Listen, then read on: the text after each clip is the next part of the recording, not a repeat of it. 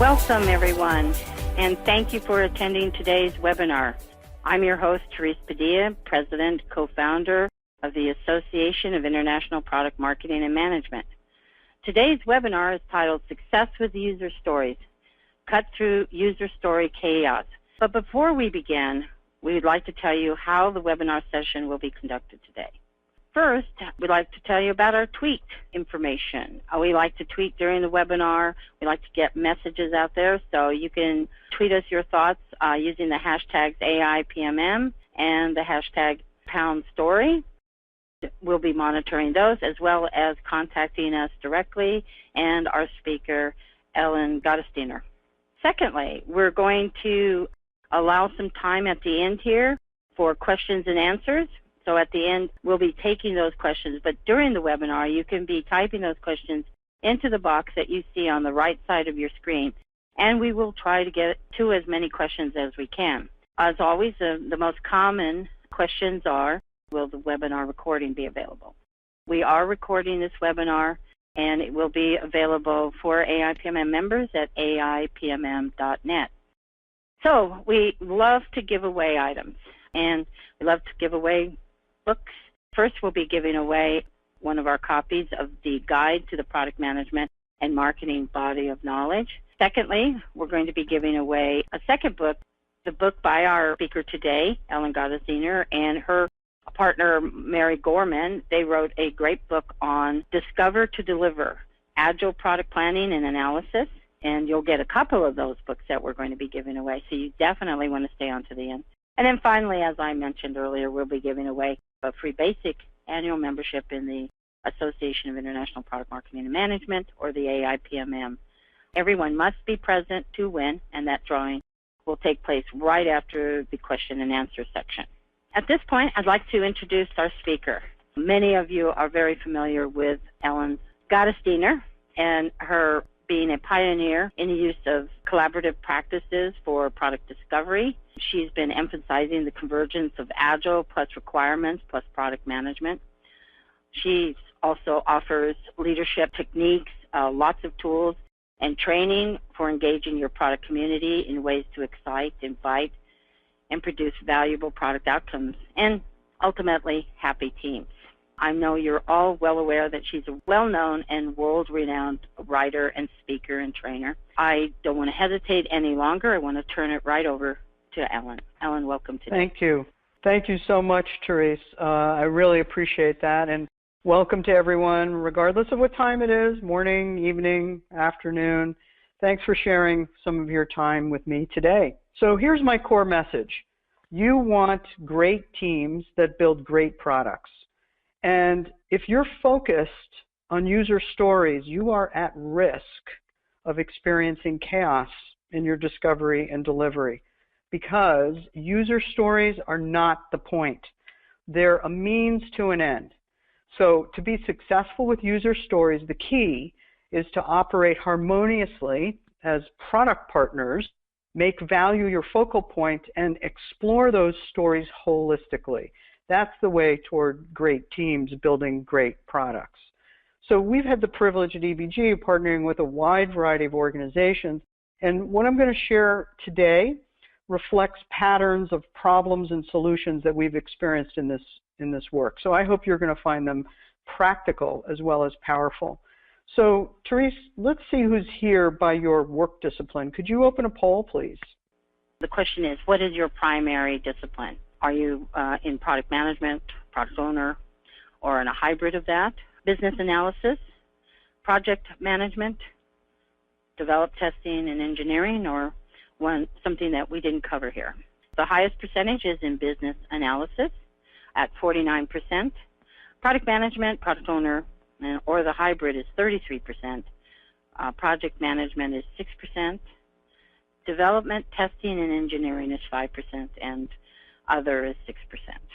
Ah, interesting. Okay, so we have a close amount between those two folks and business analysis and the product folks. So the webinar is structured primarily toward our PM audience, our product management audience, And the point, though, is that success with stories relies on collaborating. So my expectation is that everyone will get some value from what we're going to talk about today. All right, so let's get started. And what I want to do is share my agenda in this mind map. Looking clockwise, starting at sort of 12 o'clock, is chaos. We're going to talk about some of the chaos we see related to user stories, set the context for user stories, and then we want to share how to move from chaos to order, and then wrap up. And as Therese indicated, we'll have some Q&A time and our raffle. So let's get started with the topic of chaos. As you know, the subtitle of this webinar is around user story chaos. Chaos is defined as a state of extreme confusion and disorder. Now, what I want to do is show you some examples of user story chaos, and think about, can you relate to these examples? So here we have a dev, perhaps, or development or engineering person not knowing what a story is about or why it even exists, saying, how does this fit into our business? Why are we doing this? And at the same time, conversely, we also see product owners and product managers whose dev team is populating the product backlog with stories that you, the product person, don't understand. Then we have teams buried in stories and more stories and more stories and more stories. So this overabundance, this plethora of stories in your backlog causes a lot of waste. It's sucking up your time trying to sort, prioritize, and order. It's going to drag you into conversations about stories you don't care about yet. And a lot of product people are having their attention diverted to more strategic work dealing with this waste. You also may hear at a demo things like, that looks okay, but that's kind of slow. So the product owner or manager and the team never discuss things like performance and response time. Or you see or hear, hey, you forgot about such and such. So delivered stories have missing information that's really key. Or you hear, hey, that's not legal. Business rules that need to be enforced in the software hadn't been discussed. More chaos. How about traveling stories? These are stories that move from iteration to iteration, sprint to sprint, release to release. And the reason why is because the team starts to develop a story, realizes they don't know what not to build in the story because it's too big, there are too many options, they have a lot of questions about the story, and they can't finish it within the allotted time frame. So the stories carry over to another delivery cycle. And then we have the surprise of non-functional requirements. Now, non-functional requirements is the very unfortunate name for something that's actually very essential properties to your product. Things like quality attributes, usability, performance, security, scalability, interfaces to other systems and people and devices, and environmental constraints and concerns like the location of use and the platforms, and if you have a physical product, the physical composition. That's non-functional requirements. But far too many teams we see are not conversing. They're not talking about these non-functionals when they're discussing stories. And then they end up with very unpleasant surprises. And that ends up causing a lot of rework and delay and even quality issues. Chaos also ensues when teams totally abandon analysis of stories altogether. Now, I see this a lot when teams are making a pendulum swing, if you will, from those big upfront nasty requirements documents, BRDs, MRDs, PRDs, because they want to be lean and they want to be agile, but they've gone to an extreme. They've gone so lightweight that their stories have no weight behind them. And they end up thrashing within the sprints or iterations, and they also end up getting the wrong requirements. Now, erroneous estimates result in chronic unpredictability. I've seen this even in situations with teams that have been together for months, and they're not able to deliver in a predictable way. Now, this often contributes to problems in planning. They have long, laborious, wasteful planning sessions. So, Therese, I want to open up a poll, if you would, for us, and let's see how you view the effectiveness of your user stories. 5% we are doing really well with user stories. We've got 7% we are in story hell. We have 16% we don't use user stories, and we've got 2% asking the question, what are user stories? So that leaves us with 68% we experience some struggles with our user stories. That's good. I'm glad you're here, because I think we have some real concrete things that you can do. And I hope that those that small number of you that are in story hell can be pulled out very quickly. And those that are new to stories will learn a little bit about that. Thank you so much, Therese. I appreciate that. So let's look at that idea about a user story, and let's set some context here about user stories. So a user story is typically written in this format. Many of you are probably familiar with this. As a user, I need to take some action so that there's some reason or benefit. Now, let me just back up a little bit, because the intent behind the story, which goes back about 20 years, was to have a shorthand reminder about requirements, something that needs to be delivered to meet user needs. And the idea is that just like you're telling a story to somebody else and, oh, I want to remember to tell him or her about this, you might jot something down, a phrase or a noun, to remind you of the story you want to tell.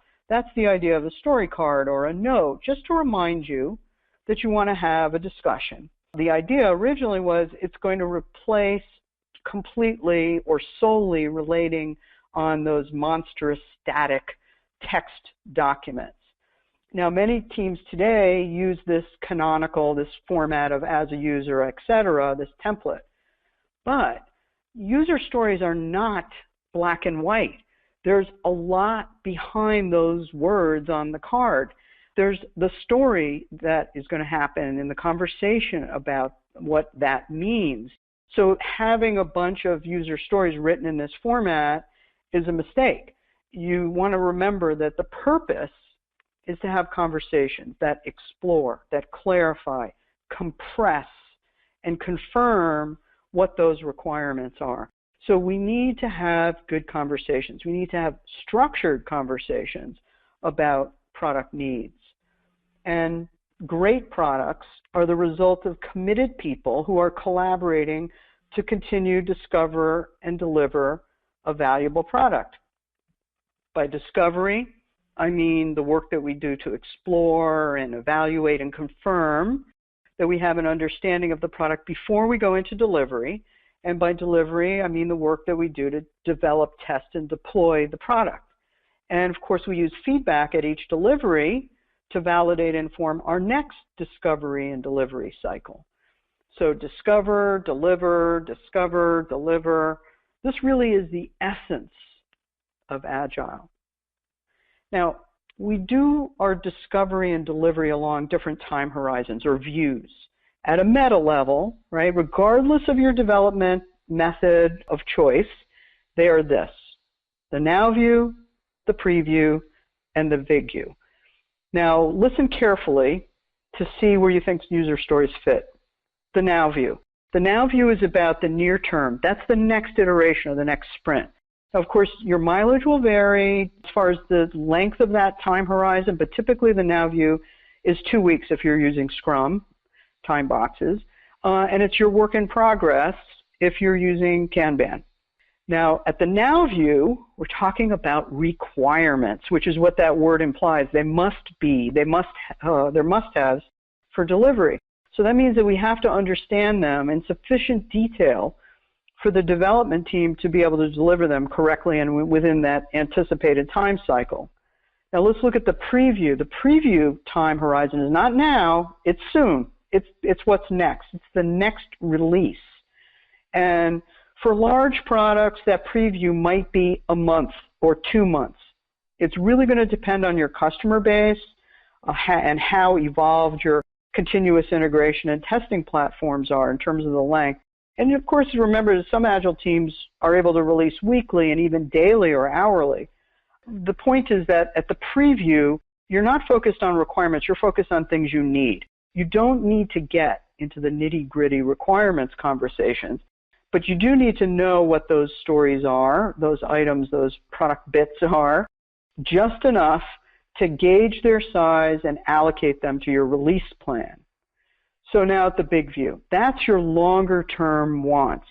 The time horizon there, a year or 2 years perhaps. And your product conversations are going to be very wide and shallow at the big view. The now view is about requirements, the preview is about needs, the big view is about wants. So where do stories fit in? Let's take a look at the names of the things that we give those bits of the product at these planning views. At the big view, they might be minimum viable product, epic, process, feature.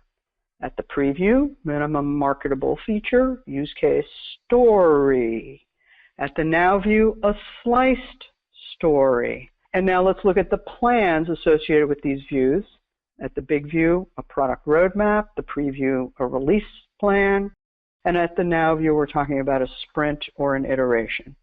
Now first, I have to tell you that your organization's names for these will likely vary. I've seen so many different variations. There is no standard for what to call these. The literature, unfortunately, is all over the board on this. So here's the key for having good conversations about the size of those bits. You need to have your own internal glossary in your organization, your team, to know what we're talking about here. So they can vary how you call them. But remember the big view, the preview, and the now view. Requirements, which are needs, wants, and the requirements are your now view, the preview are your needs, and the big view are your wants. I've put stories in context of ongoing discovery and delivery and our planning horizons. And so when you look at a story using this canonical format, this template, we're usually talking about either the preview or the now view. So at the preview, they're going to be bigger, chunkier stories that you need for release planning. And at the now view, they need to be thin sliced, small bits that can fit, small bits of functionality that can fit into your iteration and sprint along with other stories. So now view stories, once they're ready, once they're understood, are ideally, in our experience, ideally they're developed, tested, and shown to the product owner or product manager in a day or two. Let's talk about how do we move away from chaos to order. We need order. Order is the antithesis of chaos. And as you see here, we're going to do three things. We move to order by engendering harmony, focusing on value, and holistically understanding our stories. Harmony is a state of compatibility in opinion and action. And as you know, in music and sound, it's a very agreeable property. So to achieve harmony, we need people with multiple perspectives acting as partners, and to get those multiple disciplines engaged and collaborate positively. Successful agile teams think and act as product partners. And these partners hail, if you will, from three realms. Customer, and the customers are the users and the choosers, the users and the buyers, and advisors who might influence their use or choice. The business, who sponsors, the sponsors, product champion or product owner, and their advisors. And technology, people who design, build, test, deploy, deliver, support the product. They're sometimes called in agile speak as the delivery team. Now, in our work, we've seen clients struggle when they only focus on one or two of those partners. So let's say they focus on the users, and user stories sort of promote that idea, and the business sponsor, and they end up shortchanging themselves because they haven't proactively engaged with their technology partners. And that really can hinder product innovation. If you're familiar with design thinking, you know that a key to successful innovation is obtaining multiple perspectives of the product.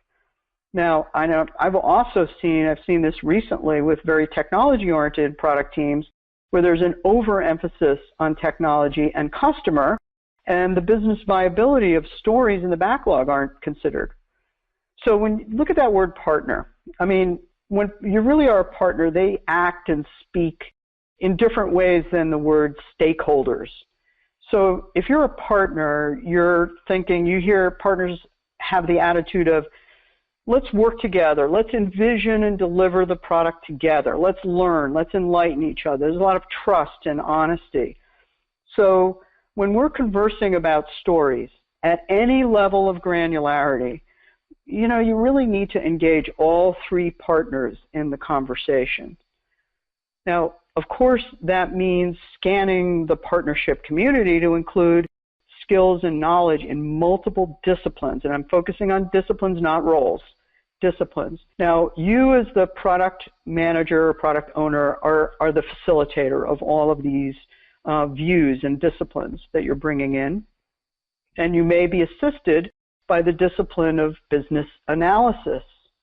And you need to engage people in the discipline in the customer area, like customer experience and product domain expertise. In the business area, disciplines around the business, as you see here, and disciplines associated with our technology partners, user experience, DevOps, and so on. Harmony is also engendered with collaboration. That's the glue. Collaborate. And look at that word, and look what's in the middle there. It's labor. I'd ask you just to consider in your own life an experience that you've had working on a really great team. Could be work or volunteer work, whatever. And try to conjure that experience into your head, into your heart. What was that like? I don't know if you've had that experience. I have. And I'll tell you that it's an experience of being really highly productive. We got stuff done. We got results. We had fun. It was an even joyful experience. But yet at the core is labor. It's work. We were doing work. So this kind of collaboration, it doesn't just happen automatically. It needs to be engineered into how we work. And it's an absolute critical responsibility of product managers and product owners to serve as that glue among this wide swath of partners to make sure that healthy collaboration happens so that you can engender the harmony that's going to avoid that chaos. In our experience at EBG, one of the best ways to do this is to conduct well-run product discovery sessions and do this at all planning horizons and engage people from all of the partners and all of those disciplines in structured conversations. Value. Let's discuss value. That's another key action to move from disorder to order when we focus on value and make sure that value is the foundation for having the stories, that all product work is aligned to value, and for making balanced decisions. So remember this visual from the beginning. Chaos is when there's lots and lots and lots of stories. Well, you don't want this. You don't want to write lots of stories. It's a big waste. We want to focus on the high value stories. And to do that, value is foundational. So let's first define what we mean by value. Value is fair return or equivalent in goods, services, or money for something exchanged. It's basically what you get for what you give up. Now, as a product person, you know, however, that this is actually very complex. And I think it's complex for two key reasons. The first reason is that value changes with time, with market conditions, with economic status, with things that our competitor does, and so on. So value changes. The second reason why it's complicated is that value is in the eyes of the beholder. Value is in the eyes of the beholder. So that means we need to know who those beholders are, who those product partners are, and what they value. And different partners have different value considerations. What's valuable to them? For example, if we look at our customer partners, they may value convenience, the cost, or their trust in your product that they're using. If we look at our business partners, they may value return on investment and time to market, reputation, brand projection, etc. And typically, technology partners value things around readiness of the infrastructure, efficiency and testability of the architecture. So we need to know what is valued at any given point in time And that's going to be the basis for making prioritization decisions about the story. I mean, as a product owner or as a product manager, it's your responsibility to provide the leadership on which partners we're going to focus on and which of their values are going to be the most important for whatever that next delivery cycle is. And at its essence, our customers value a product that's desirable, both useful and usable. Now, of course, the specifics are going to vary around your product, your customer, your key personas, et cetera, but it's desirability. That's the essence. At its essence, value for the business is the viability of your product, whether it's, increasing revenue or avoiding regulatory costs, saving operational expenses, market projection, brand projection, market penetration, or some combination. At its essence, value for our technology partners is that the product is feasible, reuse of the architecture, scalability, which avoids rework, and so forth. So value. So let's take an example. And the example is an app that we have called Concerts Online. And it's a destination where artists and fans connect. So artists promote their tour dates, artists connect to fans, and fans likewise track the artists and have a way to meet up together. So let's say there's a new initiative for Concerts Online. There's a new opportunity, and we want to explore and build this into our product. And that is that what we want to do is partner with restaurants who want to connect with concert goers at nearby concerts. So before we jump in to a whole bunch of stories that might be possible, we need to first understand why the new initiative will provide value to these partners and make value the foundation of our work. The vision guides the long-term purpose of the product. It's an absolutely critical element and deserves focus in and of itself. In this example, goals are product outcomes or target results that you want to achieve. So our vision is amplified by these goals.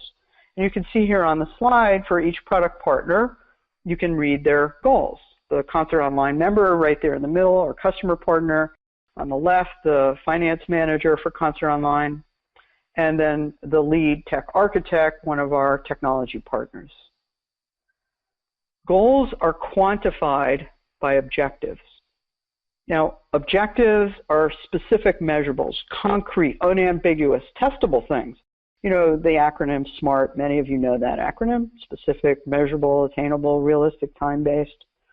Please remember, of course, this is just a partial example. There are other partners like a restaurant owner and marketing manager, and they're going to have their own ideas of what is going to be valuable to them.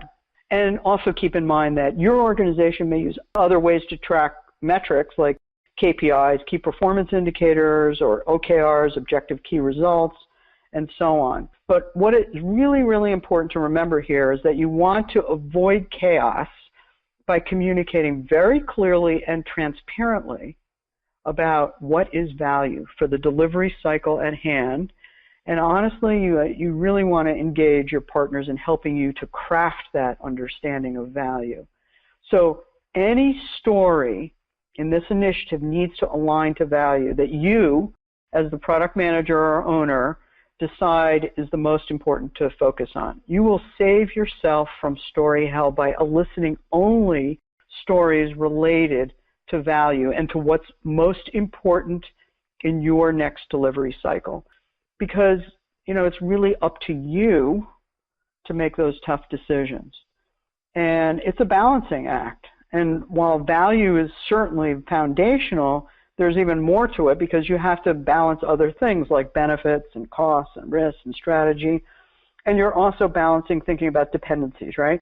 So dependencies on other teams or people, dependencies on external partners, and there's dependencies within the product requirements itself that could impact how you want to move forward.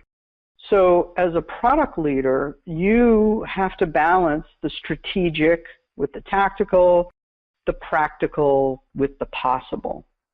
Now, you also move from chaos to order by being holistic, by understanding all the parts that compose a story. using visualizations to accelerate and deepen your product conversation and confirm you have a shared understanding of each story. So some Agile teams consider just the placeholder information. As a user, I need to take some action for some reason or benefit. But let's imagine we have a story about a Concert Online member who's searching for a dining discount. You're going to have a lot of questions about that story. Can any member search? Are there any limits or constraints on the data that will show them? And what will it look like? And where will that member be when they're interacting with the product? And lots of questions. We need to get behind the scenes of the story to see the parts that make up the whole, to have good conversations about it. And to do that, we need to consider all 7 product dimensions. These dimensions are going to help us have really good structured conversations. Let me quickly share what each is. The user dimension is the people, systems, and devices that interact with the product. The interface dimension is how the users are going to connect to the product. The action dimensions are capabilities offered to users. The data dimension is the data and information the product retains. The control dimension. Here we have policies, regulations, and rules that your product has to enforce.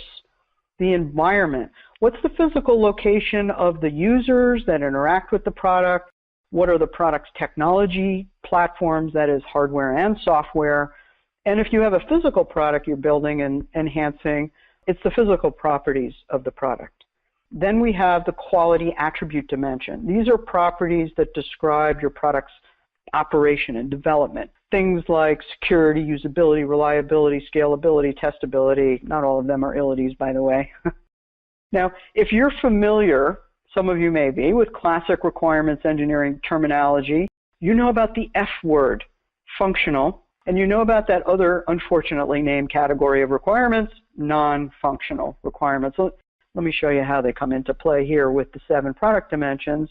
The functional dimensions are user, action, data, and control.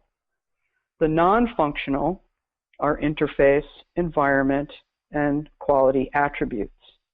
So we're looking holistically at the product requirements. And we want to use these dimensions in our discovery conversations, whether we're conversing about product capabilities at the big view, bigger, chunkier things, at the preview, maybe those stories that are somewhat chunky, and at the now view, where we're thinking about slice stories. By the way, I would like you to notice visually that these are symbols and colors that we have found in many, many, many discovery sessions are really helpful to converse about the product needs, because they cut across a person's particular perspective or culture or language and even product type. We want to explore within and across these product dimensions holistically to understand each of our user stories.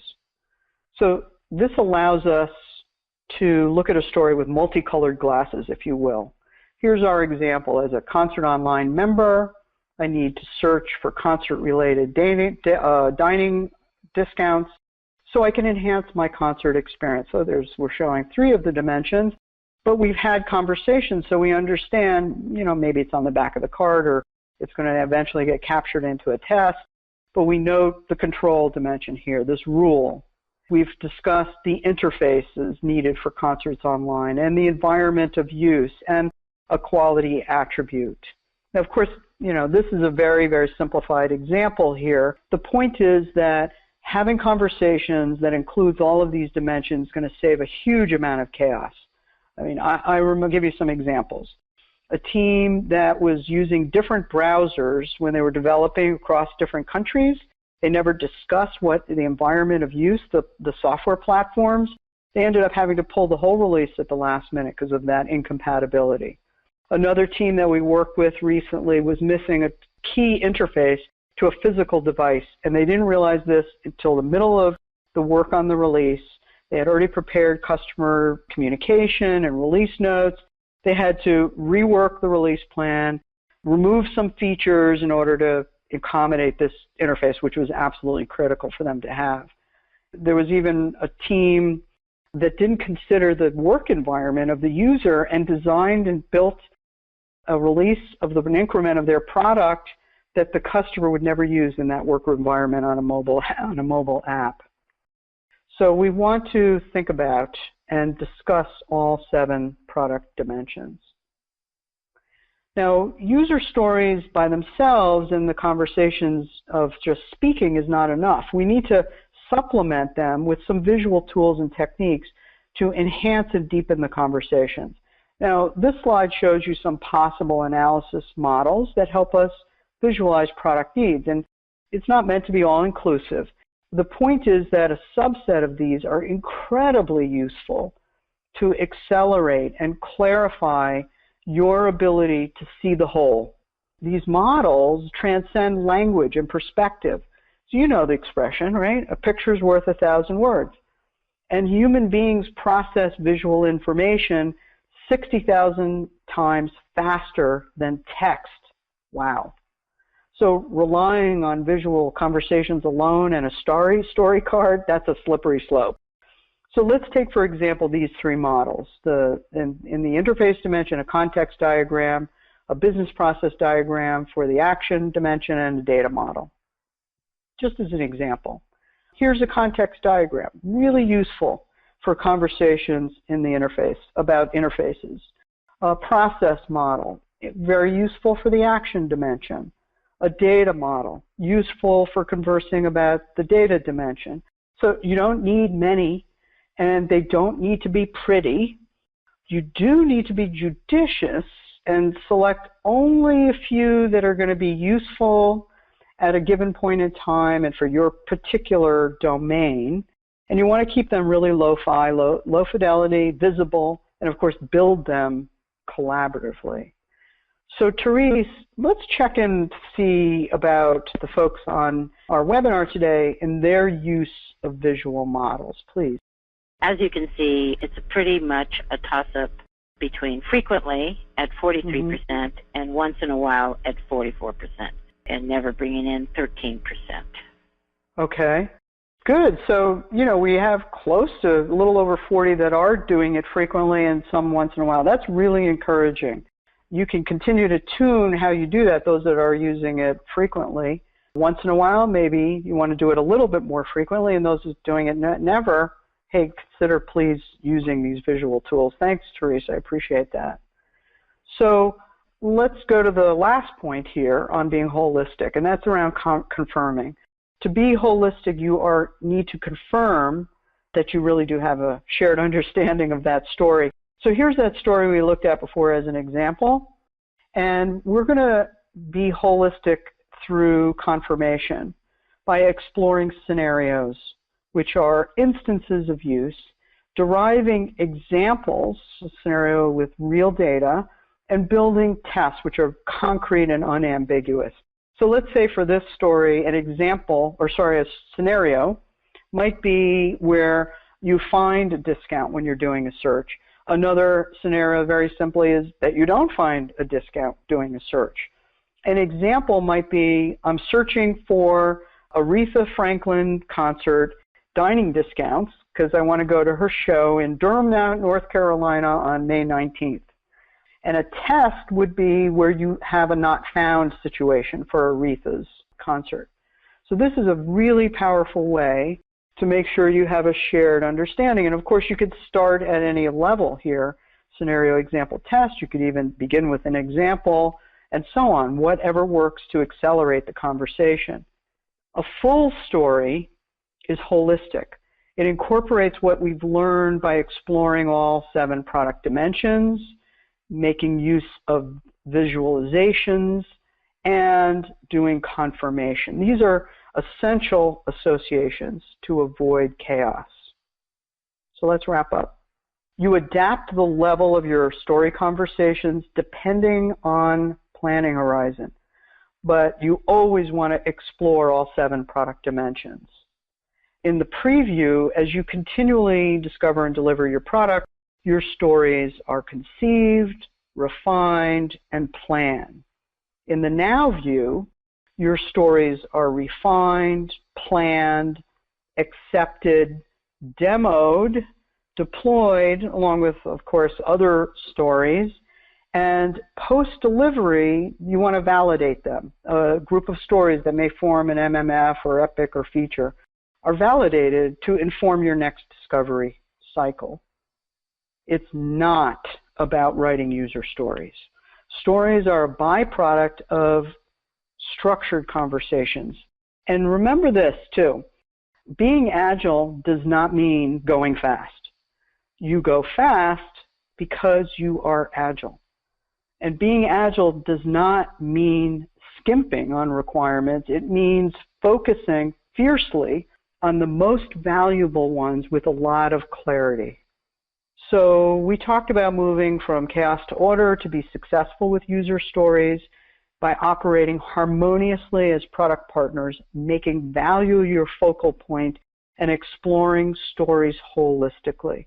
I hope that you will act really soon on some of these principles and practices so that you can have great teams building great products.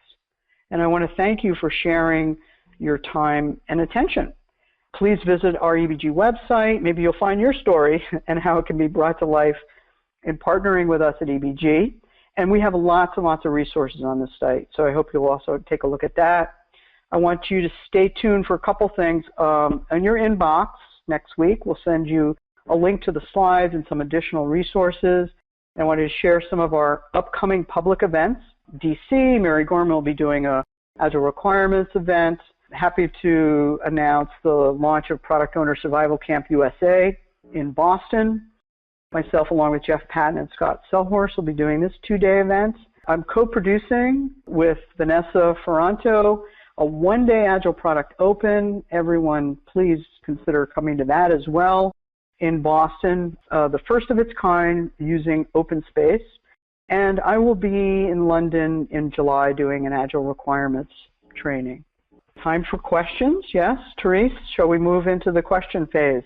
Yes, absolutely, and thank you very much for that really great, informative webinar, and I'm really glad to hear that Doretha is out doing her thing still. Let's start with the first one here. To what extent is breaking up larger user stories into sprint-sized tasks the responsibility of the PM versus the Scrum leader versus the engineer? Does it differ in different organizations? I think I would want to distinguish that breakup. And first of all, talk from task to say there's two things. There's two levels of decomposition. A big chunky story at a release level, like at a now view level, needs to be sliced for value into smaller stories. So that is the responsibility of the team as a whole, and the product manager's responsibility is to decide what slices are the highest value for the next delivery cycle. The product manager must participate in that, but we also need those different perspectives from the team, the user as well. Sometimes product managers or product owners are representing the user perspective. So I would rather use the word slice, not split.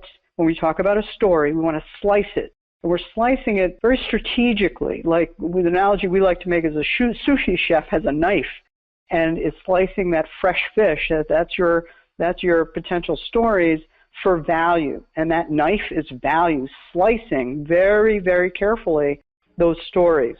Now, when you talk about breaking down a slice story into tasks, that's the team. Usually the product manager or product owner, that's not their responsibility. They're not doing that work. That's the team, the delivery team's responsibility.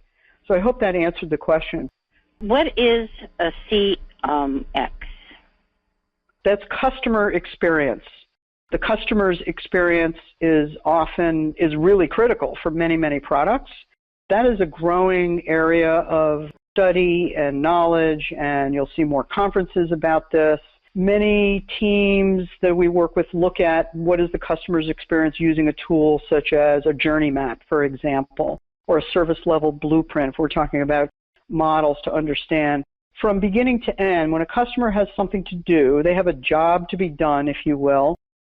From beginning to end, what is their experience? What are the actions that they go through? What are the emotions that they're feeling? What are all the touch points? Customer experience. I'm not sure I understand why interface is categorized as non-functional. Can you give a specific example? Let me first say that the categories of functional and non-functional, which come from our requirements engineering heritage, are a little bit misleading, and that it's not so much important that how you categorize things, but that you look holistically across those 7 product dimensions. But let me answer the question about interface. So interface is about how the product connects to users, that's human beings, other systems, and devices. Well, this is one of my beefs with non-functional, so I'm right with you on that question. When you think about, say, an interface to a human being, and maybe that interface is through a browser or a web app, and the physical layout and the design of that screen, that is an interface. Or if you think about with another systems, that might be an API to another database that you have to communicate with. Or when you talk about to a physical device, some of the clients we work with have physical devices, and we're talking about messaging from a software product to a physical hardware device. All of those things are considered technically. If you look at the requirements engineering literature, and I've done this over the years and studied this through the other books that I've written, it is considered the interface dimension, but you're right. You can't do that without building functionality. So it really is the term is a little bit false there. Functionality is required. Aren't data models defining the solution? Shouldn't PM stay in the problem definition space? That's a great question. So let me clarify. So there's different ways that you can create your data model. I'm talking about, when we're talking about conversations around stories, what I care about as a PM, as a product manager, is the conceptual level model. When you talk about the solution space, you're talking about a physical data model that has DDL statements and has all the details around referential integrity and cardinality and optionality, for those of you that are familiar with the data model. So no, I'm talking about at a higher level, the conversation. It's amazing, and we've run many discovery workshops, and how powerful the conceptual level model is for product people in understanding your product. And even recently, with one of our clients that we work with as preparation for road mapping, we did some work for partitioning the big chunks of the product using clusters of the conceptual data model. In your experience, what tools are best when you want to keep your models lo-fi, especially visible? Best tools, so that's kind of a false thing, because there's good things that matter in your context, that work in your context, but for doing low fidelity, the absolute most powerful and quickest and cheapest, whiteboard and markers, or Post-it notes and Sharpies. Invites change, that involves everyone. People are standing, moving, you're giving the marker to different people. That's what we find again and again and again. Wherever you're possible, when you can co-locate, that's what's, quote, best. How can we converge towards stories when considering detailed requirements that are part of a colossal RFP with hundreds, even thousands of detailed system shall style requirements? So that's a big question. Whether you're asking about an RFP that you were given a bunch of shall statements, that's tough to deal with those kind of RFPs. The thing that if you think that stories will be a useful thing in the future, if you end up actually working on this product and building a partnership and making use of something like user stories, what you're going to consider doing is look at that RFP and try to look through that, those little tiny, super small pebble of shall statements, and aggregate from there stories, chunky stories that are patterns, basically, is what you're going to be looking for. For us to wrap up on time, we're going to have to move to the drawings now. Let's also mention that for those of you who don't receive a book today, you can get 20% off the paperback, generously offered by Ellen and her team. And so if you purchase the book directly from the link, you can use code AIPMM. You can get a 20% discount on the book, which is a great deal. Let's give away the first copy of Discover to Deliver.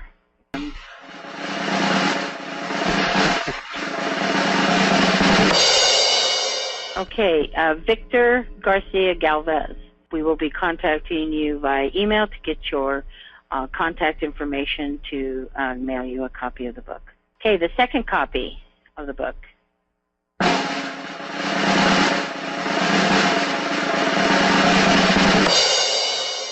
Lori Schneppenmuller. Lori, we'll be contacting you to get your via email to get your contact information to mail you the book. Now we'll move on to the ProdBox, the Product Management Body of Knowledge. All right, okay. Noel Davidson. Noel will be sending you a copy of the ProdBox, the Product Management and Marketing Body of Knowledge. And finally, the last winner is our membership.